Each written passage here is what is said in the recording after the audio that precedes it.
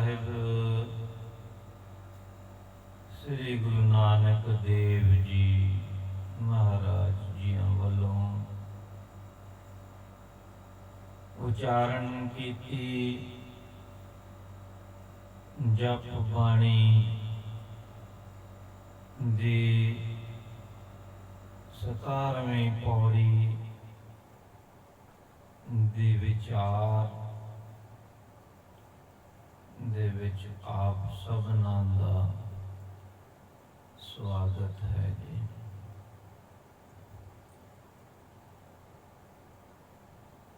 सोलह पौड़ियां तक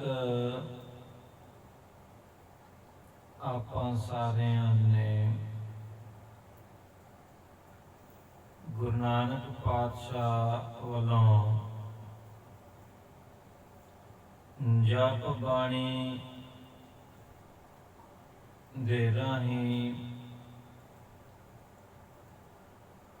परमात्मा दे हुक्म दे विच रहना,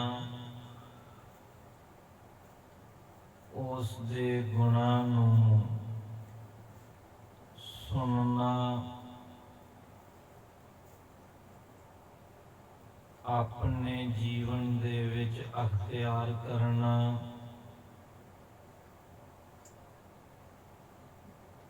मालक नूं परमात्मा नूं मनना, आराधना करनी,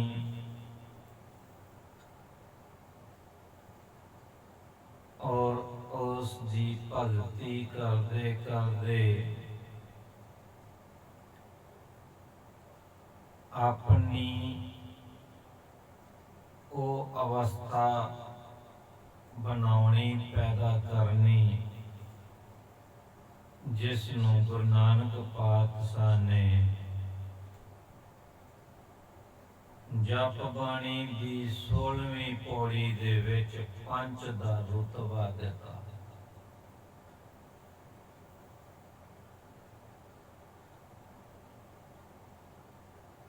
जिस मनुख ने जप बाणी दियां 16 पौड़ियां दी कमाई कीती, उस दी सुरत ने दरगाह दे विच प्रवेश कीता। परमात्मा दी दरगाह दे विच प्रवेश करके परमात्मा दी रची हुई खेड़, इस कादर दी कुदरत बारे जानिया। गुरु नानक पातशाह ने 4 पौड़ियां कुदरत दी विचार कीती। जप बाणी दी 16वीं पौड़ी दे विच आपां ऐसे महात्मा साधु संतां बारे जानिया जिन्हां ने प्रभु रचना कादर दी कुदरत सृष्टि ते उस परमात्मा दी खेड नूं कुछ जानिया है। जानिया है कि वो केड़ा बैल है, वो केड़ा बलद है जिसने इस सृष्टि दा भार चुकिया होया है। भाव उस धर्म रूपी बैल दा भेद जानिया, संतोख जानिया। सो आओ अज आपां जप बाणी दी 17वीं पौड़ी ते 18वीं पौड़ी दी विचार करिए। 16वीं पौड़ी दे विच कुदरत दी खेड़ ਕੁਦਰਤ ਦੇ ਪਸਾਰੇ ਨੂੰ ਆਪਾਂ ਸਮਝਿਆ। ਹੁਣ 17ਵੀਂ ਤੇ 18ਵੀਂ ਪੌੜੀ ਦੇ ਵਿੱਚ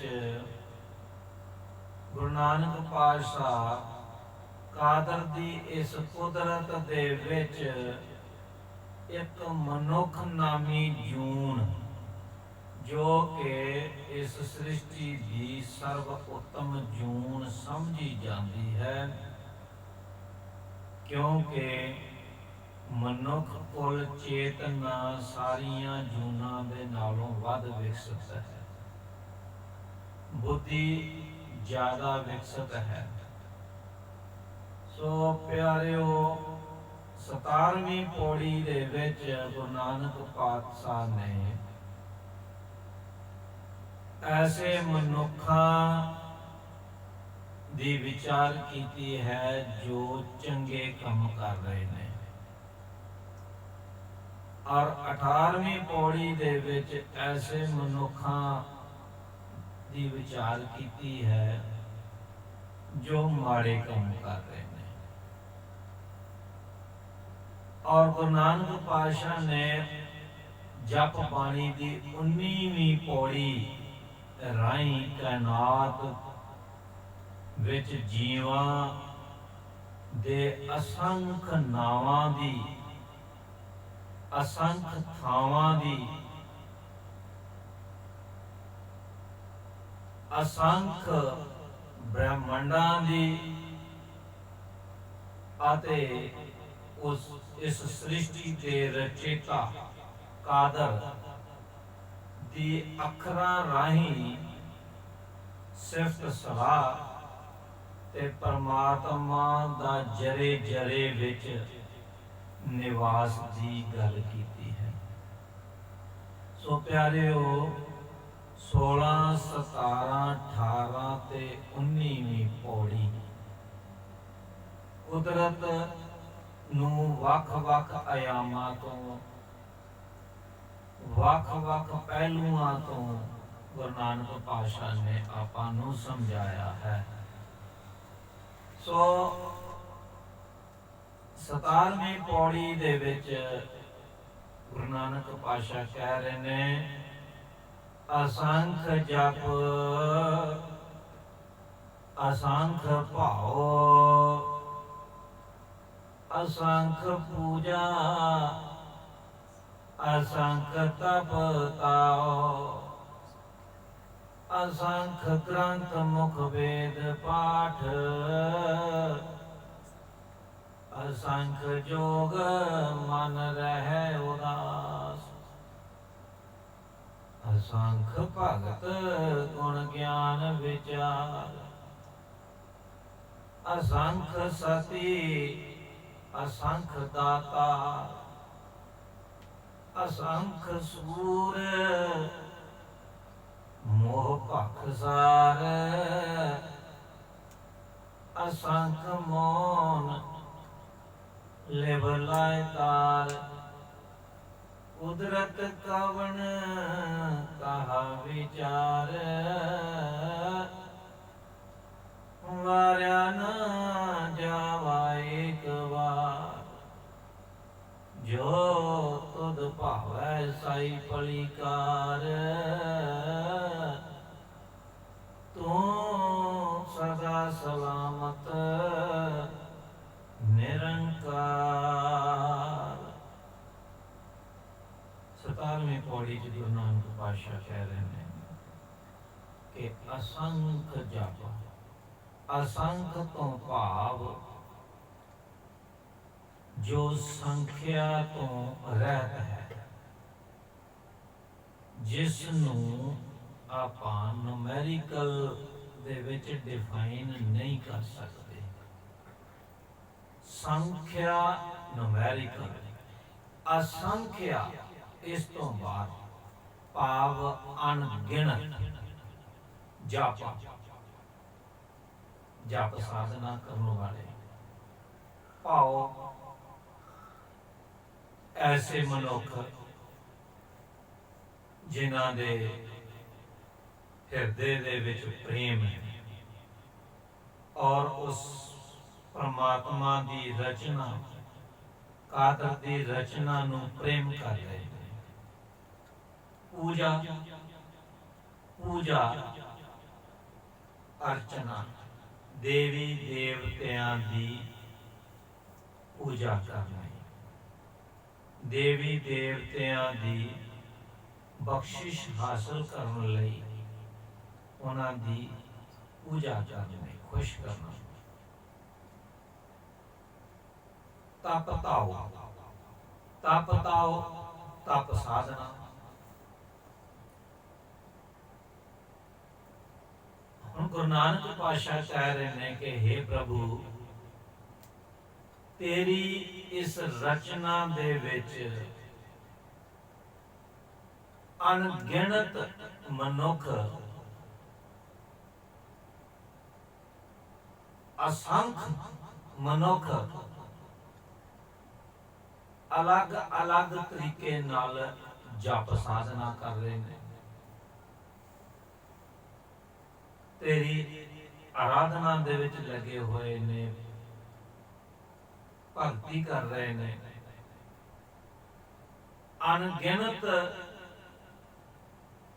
लोग, अनगिनत मनुख प्रेमा भक्ति दे विच लगे हुए ने। अनगिनत लोग, असंख्य अनगिनत मनुख पूजा करते हैं। प्यारिओ, पूजा और भक्ति दे विच फर्क है। पूजा आपां किसे ईष्ट दी करते हैं, किसे देवी देवते दी करते हैं, अपनी कोई खास इच्छा या जरूरत नूं मुख रख के। पूजा दे विच कोई ख्वाहिश है, पूजा दे विच कोई इच्छा है। ते प्यारिओ, भगती दे विच अपने आप नूं मिटाउणा है, भगती दे विच अपने आप नूं खत्म करना, उस मालक दे विच एकमित होना, कोई इच्छा नहीं। सारियां ही इच्छावां नूं त्याग के उस अकाल पुरख दे नाल जुड़न दे उपराले नूं भगती कहते हैं। सो गुरु नानक पातशाह कह रहे हैं कि हे प्रभु, तेरी रची हुई इस सृष्टि, तेरी रची हुई इस कुदरत दे विच सर्व उत्तम जून वाले व्यक्ति मनुखां दे विचों अनगिनत मनुख जप कर रहे ने, प्रेमा भक्ति च लगे हुए ने, पूजा अर्चना कर रहे ने, ते तप साधना कर रहे ने। तप साधना तपस्यावां। प्यारिओ,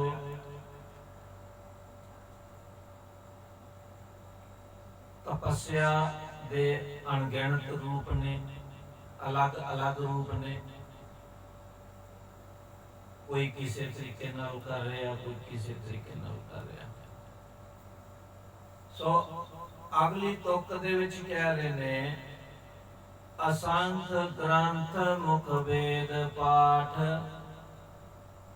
असंख जोग मन रह उदास। असंख अनगिनत की ग्रंथ मुख वेद पाठ कहते अपने मुख दे राही ग्रंथां दा, वेदां दे पाठां दा उच्चारण कर रहे हैं। कहते असंख जोग मन रह उदास। असंख मनुख जिहड़े आ ਉਹ ਯੋਗ ਸਾਧਨਾ ਦੇ ਵਿੱਚ ਲੱਗੇ ਹੋਏ ਨੇ, ਯੋਗੀ ਹਨ। ਮਨ ਰਹਿ ਅਦਾਸ, ਮਨ ਰਹਿ ਉਦਾਸ। ਮਨ ਵਿੱਚ ਉਦਾਸੀ ਧਾਰਨ ਕਰਕੇ, ਭਾਵ ਸੰਸਾਰ ਤੋਂ ਦੂਰ ਰਹਿ ਕੇ, ਉਦਾਸੀਨ ਹੋ ਕੇ ਰਹਿਣ ਨੂੰ ਕਹਿੰਦੇ ਆ ਮਨ ਰਹਿ ਉਦਾਸ। ਗੁਰੂ ਸਾਹਿਬ ਸਮਝਾ ਰਹੇ ਨੇ ਕਿ ਹੇ ਪਰਮਾਤਮਾ, ਤੇਰੀ ਇਸ ਰਚੀ ਹੋਈ ਸ੍ਰਿਸ਼ਟੀ ਦੇ ਵਿੱਚ ਅਣਗਿਣਤ ਮਨੁੱਖ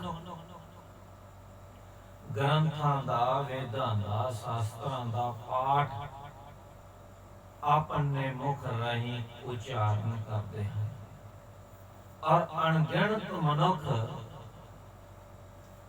ਯੋਗ ਸਾਧਨਾ ਦੇ ਵਿੱਚ ਲੱਗੇ ਹੋਏ ਹਨ, ਆਪਣੇ ਮਨ ਦੇ ਵਿੱਚ ਉਦਾਸੀ ਧਾਰਨ ਕੀਤੀ ਹੋਈ ਹੈ, ਉਦਾਸੀਨ ਹੋ ਕੇ ਰਹਿ ਰਹੇ ਹਨ। ਸੰਸਾਰ ਤੋਂ ਕਿਨਾਰਾ ਕਰਕੇ, ਉਦਾਸੀ ਮਤ ਨੂੰ ਧਾਰਨ ਕਰਕੇ ਉਦਾਸੀਨ ਹੋ ਕੇ ਰਹਿ ਰਹੇ ਨੇ। ਅੱਗੇ ਕਹਿ ਰਹੇ ਨੇ, ਅਸੰਖ ਭਗਤ ਗੁਣ ਗਿਆਨ ਵਿਚਾਰ, ਅਸੰਖ ਸਤੀ ਅਸੰਖ ਦਾਤਾਰ। ਕਹਿੰਦੇ ਨੇ ਭਗਤ ਜਿਵੇਂ ਆਪਾਂ ਪਹਿਲਾਂ ਸਮਝਿਆ, ਪੂਜਾ ਇੱਕ ਅਲੱਗ ਚੀਜ਼ ਹੈ, ਭਗਤੀ ਇੱਕ ਅਲੱਗ ਹੈ।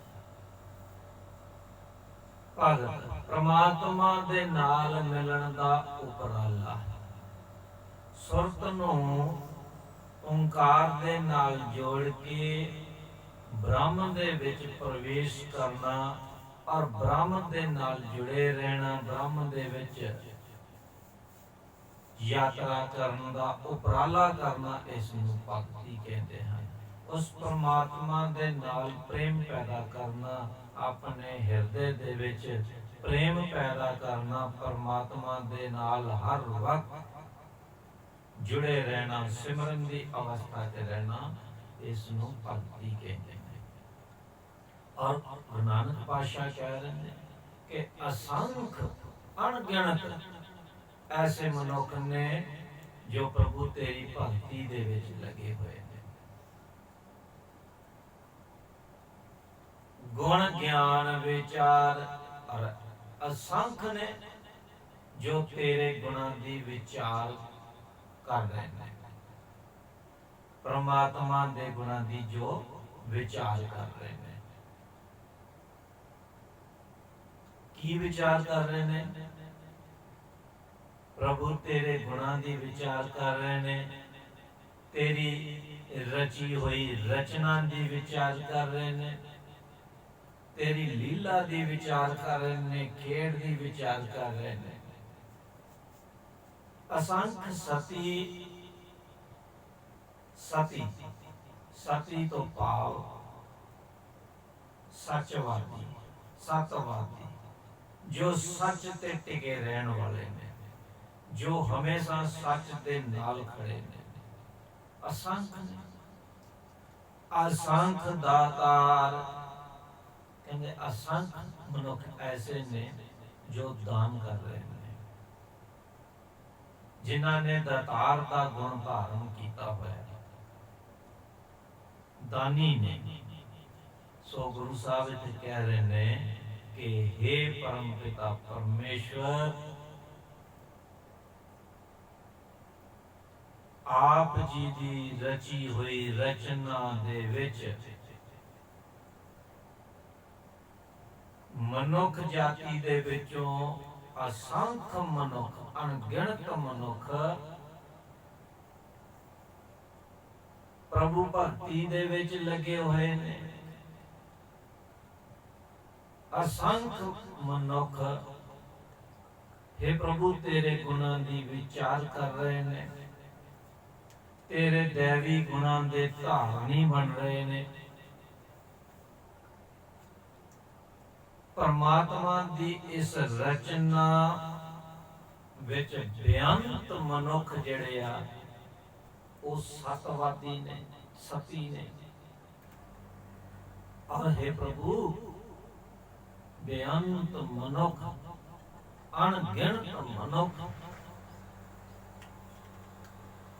ਉਹ ਦਾਨੀ ਨੇ, ਦਾਨ ਕਰ ਰਹੇ ਨੇ। ਸੋ 17ਵੀਂ ਪੌੜੀ ਦੇ ਵਿੱਚ ਗੁਰੂ ਨਾਨਕ ਪਾਤਸ਼ਾਹ ਨੇ ਅਣਗਿਣਤ ਮਨੁੱਖਾਂ ਦੇ ਵੱਲੋਂ ਅਣਗਿਣਤ ਚੰਗੇ ਕੰਮ ਕਰਨ ਬਾਰੇ ਗੱਲ ਕੀਤੀ ਹੋਈ ਹੈ। ਅੱਗੇ ਕਹਿ ਰਹੇ ਨੇ ਅਸੰਖ ਸੂਰ ਮੋਹ ਭਾਖਸਾਰ। ਅਸੰਖ ਸੂਰ, ਸੂਰਮੇ ਯੋਧੇ ਕਹਿੰਦੇ ਨੇ ਇਹ ਪ੍ਰਭੂ ਅਣਗਿਣਤ ਸੂਰਮੇ ਨੇ, ਯੋਧੇ ਨੇ, ਮੋਹ ਭਾਖਸਾਰ ਜਿਹੜੇ ਜੰਗ ਦੇ ਮੈਦਾਨ ਵਿੱਚ ਅਣਗਿਣਤ ਯੋਧੇ ਨੇ। ਐਸੇ ਯੋਧੇ ਜਿਹੜੇ ਜੰਗ ਦੇ ਮੈਦਾਨ ਦੇ ਵਿੱਚ ਆਮਣੇ ਸਾਹਮਣੇ ਲੜਦੇ ਹੋਏ ਆਪਣੇ ਮੂੰਹਾਂ ਤੇ ਭਾਖਸਾਰ ਭਾਵ ਸ਼ਸਤਰਾਂ ਦੇ ਵਾਰ ਚੱਲ ਰਹੇ ਨੇ, ਚੱਲਦੇ ਨੇ। ਅਸੰਖ ਮੋਨ ਲਿਵ ਲਾਇਤਾ, ਕਹਿੰਦੇ ਅਸੰਖ ਐਸੇ ਨੇ ਜਿਨ੍ਹਾਂ ਨੇ ਮੌਨ ਧਾਰਨ ਕੀਤਾ ਹੋਇਆ ਔਰ ਇੱਕ ਸਾਰ ਨਿਰੰਤਰ ਲਿਵ ਲਾਇਤਾ, ਨਿਰੰਤਰ ਮੌਨ ਸਾਧਨਾ ਲਗਾਈ ਹੋਈ ਹੈ, ਮੌਨ ਧਾਰਨ ਕੀਤਾ ਹੋਇਆ ਹੈ। ਕਹਿ ਰਹੇ ਨੇ ਕਿ हे ਕਾਦਰ, हे ਪ੍ਰਮਾਤਮਾ, ਤੇਰੀ ਰਚੀ ਹੋਈ ਕੁਦਰਤ ਵਿੱਚ ਅਣਗਿਣਤ ਮਨੁੱਖ ਸੂਰਮੇ ਐਸੇ ਹਨ ਜੋ ਜੰਗ ਦੇ ਮੈਦਾਨ ਵਿੱਚ ਆਮੋ ਸਾਹਮਣੇ ਮੁੱਖ ਤੇ ਸ਼ਸਤਰਾਂ ਦੇ ਵਾਰ ਚੱਲਦੇ ਨੇ। ਔਰ ਅਣਗਿਣਤ ਵਿਅਕਤੀ, ਅਣਗਿਣਤ ਮਨੁੱਖ ਐਸੇ ਹਨ ਜਿਨ੍ਹਾਂ ਨੇ ਮੌਨ ਧਾਰਨ ਕਰਕੇ ਲਗਾਤਾਰ ਮੌਨ ਸਾਧਨਾ ਦੇ ਵਿੱਚ ਟਿਕੇ ਹੋਏ ਨੇ, ਜੋ ਹਮੇਸ਼ਾ ਜਿਨ੍ਹਾਂ ਨੇ ਚੁੱਪੀ ਧਾਰਨ ਕੀਤੀ ਹੋਈ ਹੈ।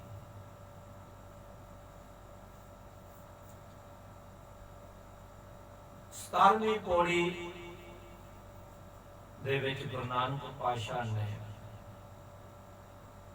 ਪਰਮਾਤਮਾ ਦੀ ਰਚੀ ਹੋਈ ਕੁਦਰਤ ਦੇ ਵਿੱਚ ਅਣਗਿਣਤ ਮਨੁੱਖਾਂ ਵੱਲੋਂ ਅਣਗਿਣਤ ਤਰੀਕੇ ਦੇ ਨਾਲ ਚੰਗੇ ਕੰਮ ਕਰਨ ਦੀ ਗੱਲ ਕੀਤੀ ਹੈ।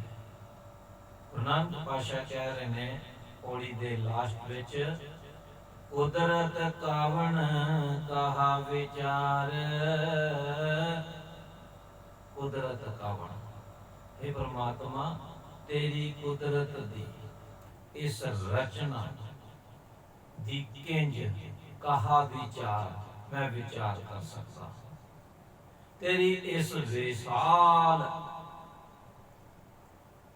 ਰਚਨਾ ਦੀ, ਕੁਦਰਤ ਦੀ ਮੈਂ ਕਿੰਜ ਵਿਚਾਰ ਕਰ ਸਕਦਾ ਹਾਂ। ਕੁਦਰਤ ਕਾਵਣ ਕਹਾ ਵਿਚਾਰ, ਵਾਰਿਆ ਨਾ ਜਾਵੇ ਇੱਕ ਵਾਰ। ਕਹਿੰਦੇ ਮੈਂ ਤਾਂ ਤੇਰੀ ਰਚੀ ਹੋਈ ਵਿਸ਼ਾਲ ਕੁਦਰਤ ਦੇ ਸਾਹਮਣੇ ਤਿਲ ਮਾਤਰ ਵੀ ਨਹੀਂ, ਕੁਝ ਵੀ ਨਹੀਂ, ਤੇ ਮੇਰੀ ਇੰਨੀ ਕੁ ਵੀ ਹੈਸੀਅਤ ਨਹੀਂ।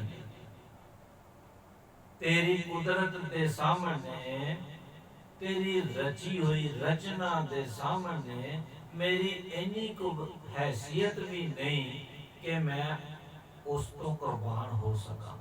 ਵਾਰਿਆ ਨਾ ਜਾਵਾ ਇੱਕ ਵਾਰ, ਕਿ ਮੈਂ ਉਸ ਤੋਂ ਕੁਰਬਾਨ ਹੋ ਸਕਾਂ।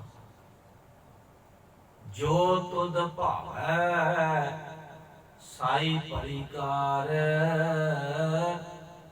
ਤੂੰ सदा सलामत निरंकार जो तुद भावा। हे परमात्मा, हे दतार पिता जीओ, हे प्रभु जो तेनू चंगा लगदा है ओही साडी सारियां लई भला है। ਉਹਦੇ ਵਿੱਚ ही सारी सृष्टि के जीवन का भला है। तू सदा सलामत निरंकार, हे निराकार प्रभु, हे निराकार प्रभु,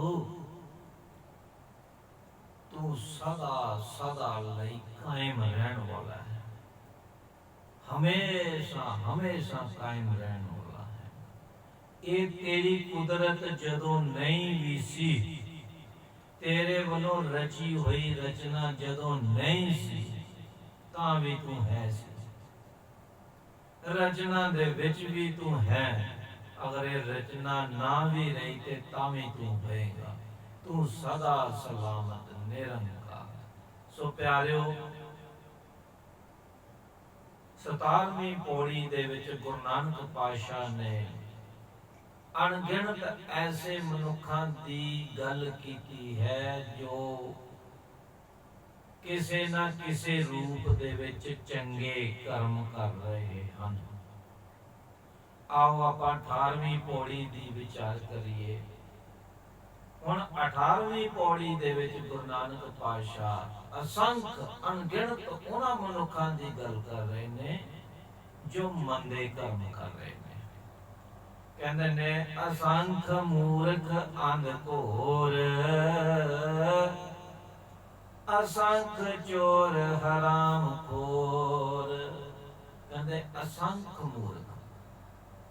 प्यारिओ, गुरु नानक पातशाह कह रहे ने कि उस परमात्मा दी रची हुई कुदरत दे विचों मनुख नाम दी जून दे विचों अनगिनत मनुख ऐसे ने जो कि मूर्ख ने। मूर्ख तो भाव बुद्धिहीन, महा अज्ञानी कह सकते हैं। हाँ, अज्ञानी। असंख्य मूर्ख अंध घोर। अंध घोर भाव जो हनेरे दे विच जीवन वाले ने, जो हनेरे दे विच रह रहे ने। हुण हनेरे तो भाव जो अज्ञानी ने, जो अज्ञानता दे विच फसे हुए ने। कहते हे प्रभु, तेरी रची हुई रचना दे विच अनगिनत मनुख अज्ञानता दे विच जी रहे ने, अज्ञानी ने। अनगिनत मनुख जिहड़े आ वो अज्ञानता दे विच फसे हुए ने। अनगिनत मनुख बुद्धिहीन ने। असंख्य चोर हराम खोर। कहते असंख्य मनुख ऐसे ने जिहड़े दूसरे दियां वस्तुआं नूं, दूसरे दे धन नूं चुरा रहे ने। चुराना भाव अपने आप नूं छुपाउंदे होए किसे दूसरे दी चीज नूं अपने कब्जे विच लेना।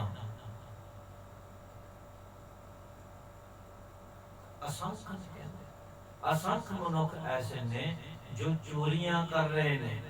असंख्य मनुख कहते ऐसे ने जो हरामखोरी कर रहे ने। हरामखोरी तो भाव दूसरे दा हक खाना, दूसरे दा हक किसी भी रूप दे विच खाना।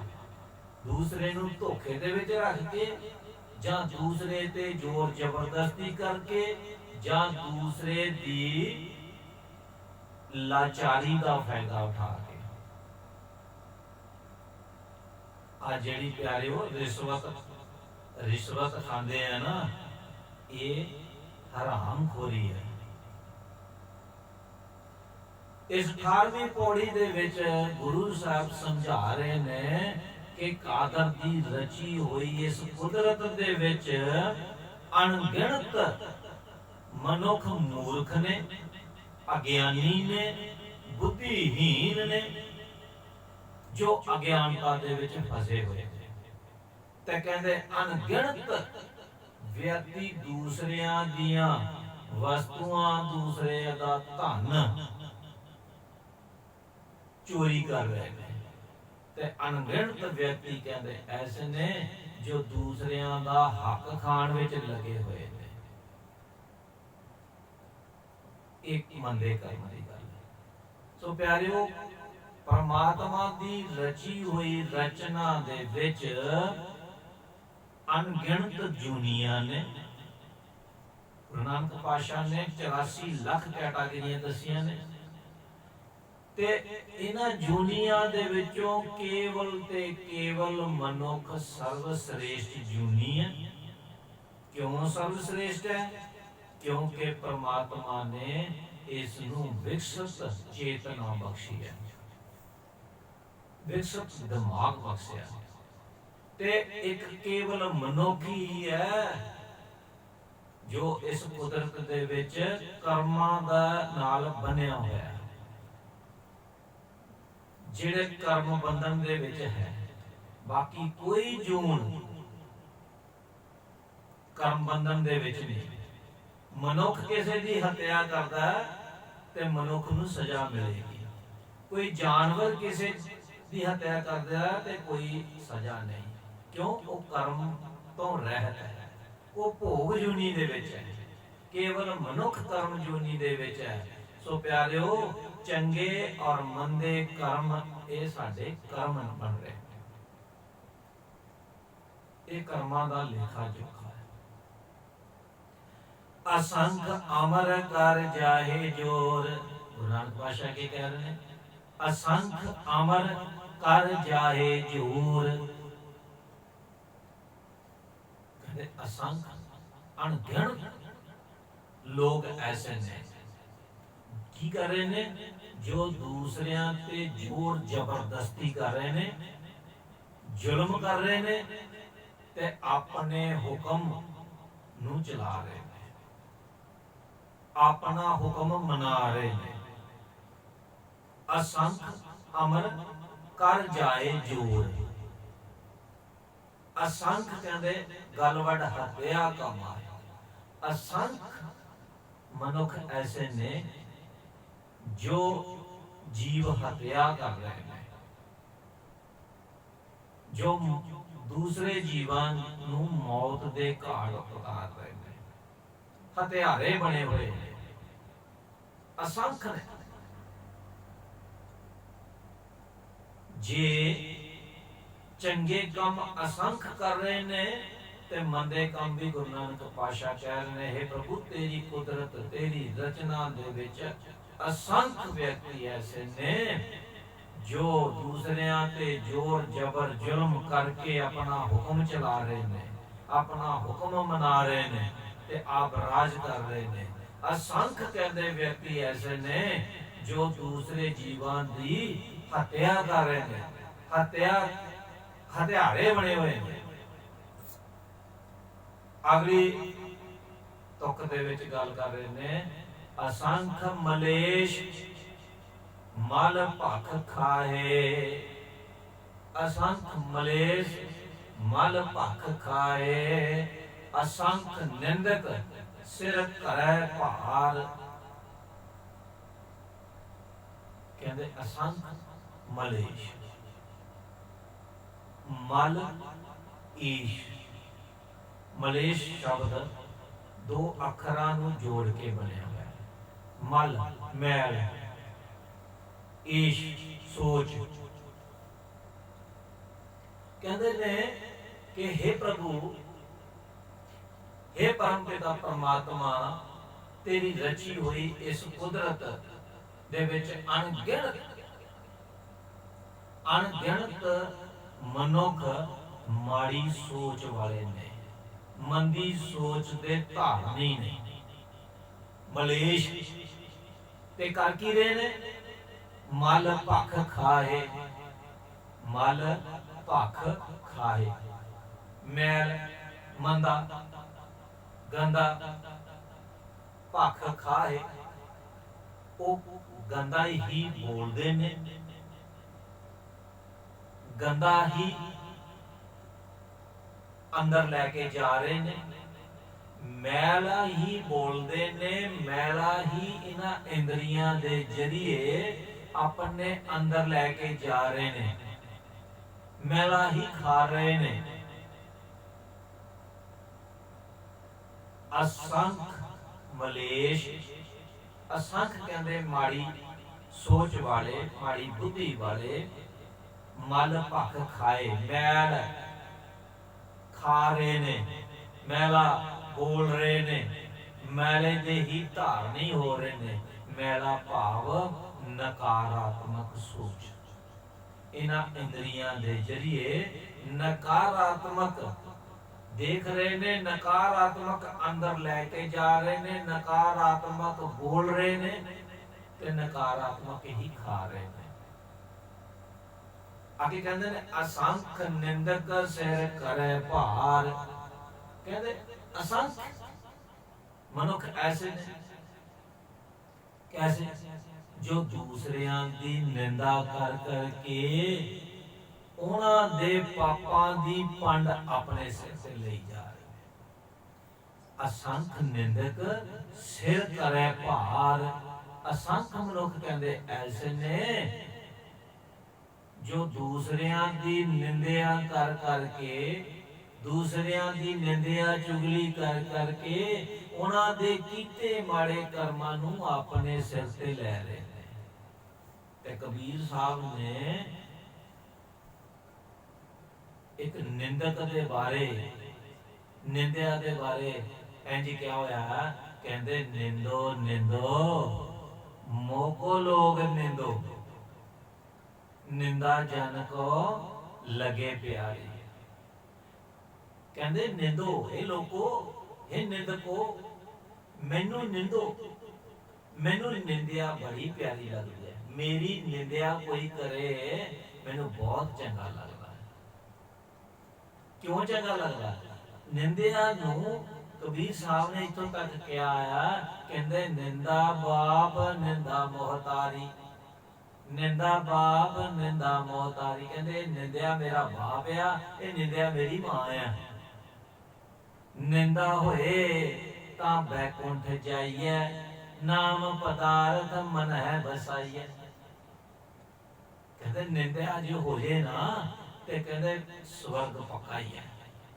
ਕਿਵੇਂ ਪੱਕਾ ਆ? ਜਿਹੜੇ ਕਿਤੇ ਕੋਈ ਮਾੜੇ ਕਰਮ ਸਾਡੇ ਕੋਲ ਹੋਏ ਨੇ, ਉਹ ਨਿੰਦਕ ਆਪਣੇ ਸਿਰ ਤੇ ਲੈ ਗਿਆ। ਨਿੰਦਾ ਹੋਏ ਤਾਂ ਬੈਕੁੰਠ ਜਾਈਏ, ਨਾਮ ਪਦਾਰਥ ਮਨ ਹੈ ਬਸਾਈਏ। ਕਹਿੰਦੇ ਉਸ ਮਾਲਕ ਦਾ ਨਾਮ ਓੰਕਾਰ ਆਪਣੇ ਹਿਰਦੇ ਦੇ ਵਿੱਚ ਧਾਰਨ ਕਰ ਲਓ, ਸੁਰਤ ਨੂੰ ਓੰਕਾਰ ਦੇ ਨਾਲ ਜੋੜ ਲਓ, ਸੁਰਤ ਨੂੰ ਸ਼ਬਦ ਦੇ ਨਾਲ ਜੋੜ ਲਓ, ਉਹਨੂੰ ਆਪਣੇ ਅੰਦਰ ਮਨ ਦੇ ਵਿੱਚ ਵਸਾ ਲਓ ਤੇ ਬੈਕਵਰਡ ਚਲੇ ਜਾਓ।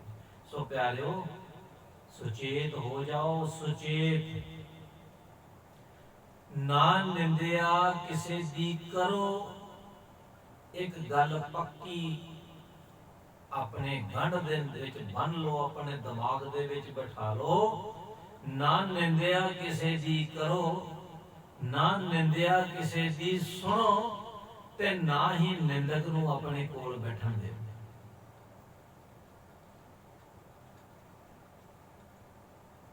ਉਹ ਆਪਣੀ ਵਾਈਬ੍ਰੇਸ਼ਨ ਦੇ ਨਾਲ ਤੁਹਾਡੇ ਤੇ ਜ਼ਰੂਰ ਇਫੈਕਟ ਕਰੇਗਾ।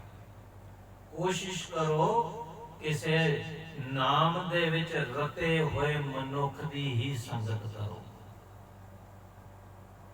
ਐਸੇ ਨਿੰਦਕਾਂ ਤੋਂ ਗੁਰੇਜ਼ ਕਰੋ।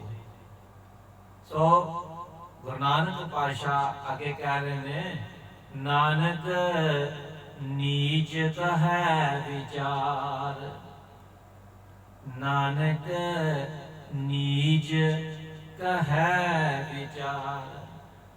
ਕਹਿੰਦੇ हे ਪਰਮਾਤਮਾ, ਤੇਰੀ ਇਸ ਵਿਸ਼ਾਲ ਕੁਦਰਤ ਦੇ ਸਾਹਮਣੇ ਨਾਨਕ ਨੀਚ, ਨੀਚ ਤੋਂ ਭਾਵ ਨਿਮਾਣਾ, ਇਹ ਨਿਮਾਣਾ ਨਾਨਕ ਕਹਿ ਵਿਚਾਰ, ਕਹਿ कह तो भाव क्या विचार की विचार कर सकता है।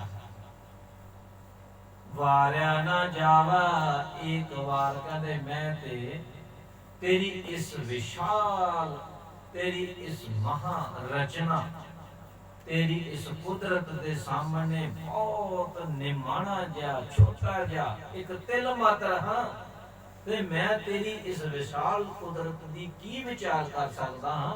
मैं ते सिर्फ एक ही गल कह सकता कि वारिया ना जावा एक बार कि मैं तेरी इस रचना तो तेरी इस कुदरत तो एक बार भी कुर्बान होने दे समर्थ नहीं।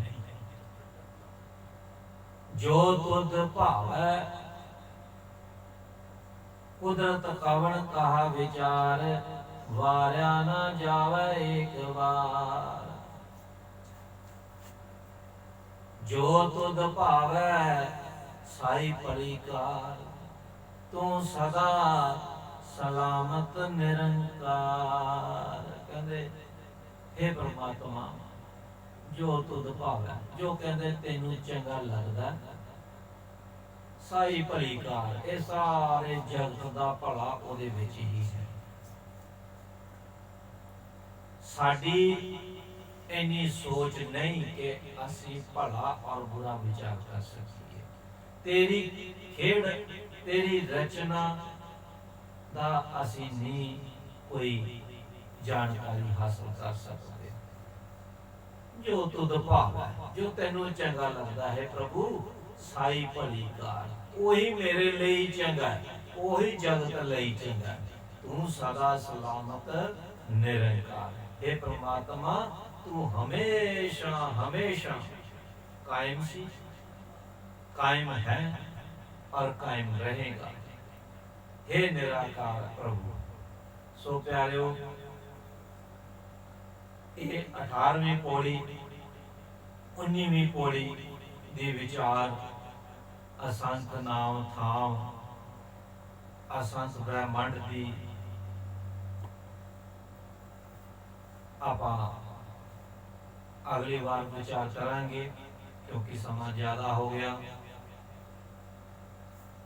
सो इत्थे ही आप सारिਆਂ ਤੋਂ माफी मंगते हैं। इस ब्रह्ममयी बाणी की विचार करते हैं दास तो एक नहीं बेअंत गलतियां भुलां चुका हो गई ने। अनजान बच्चा समझ के माफ करना संगत बख्शण योग है। दतार पिता रहमत करन सच्चे पातशाह इस दास नूं बख्श लैन कृपा करन क्योंकि गुरु नानक पातशाह की रचना गुरु नानक पातशाह की इस जप बाणी नूं सही सही तो गुरु नानक पातशाह ही समझा सकते ने। जे छोटा जा उपराला होया है तो ये भी उस मालिक की रहमत है कृपा है। सच्चे पातशाह ऐसे तरह कृपा बनाई रखन अपने ब्रह्ममयी गुणा का धारनी बनाउन सारियां नूं अपने नाम दे नाल जोड़ के रखन सारियां दे सिर ते मेहर भरिया हथ रखन चढ़दियां कलां च रखन चंगे गुणा का धारनी बनाउन। सच्चे पातशाह रहमत करन। आओ प्यारिओ गज बज के फतेह दी सांझ करो। वाहिगुरु जी का खालसा वाहिगुरु जी की फतेह।